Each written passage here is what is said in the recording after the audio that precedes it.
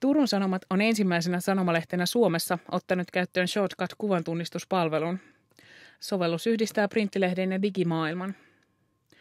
Lehden artikkeliin liitetty lisätiedon tunnistaa Turun Sanomien paperilehden sivulle lisätystä oranssista ympyrälogosta.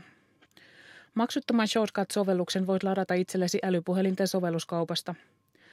Jatkossa sovelluksen kautta näkee Turun Sanomien paperilehden Premi eli kolmossivun skannaamalla esimerkiksi TSTV:n tuoreimmat uutislähetykset.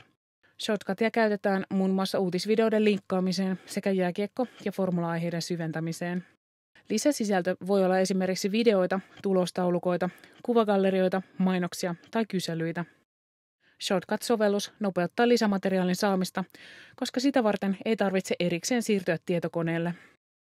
Turun Sanomien tuottamia ja tekemiä videoita voi jatkossakin katsoa ilman erillistä sovellusta myös ts.fi-sivuilta.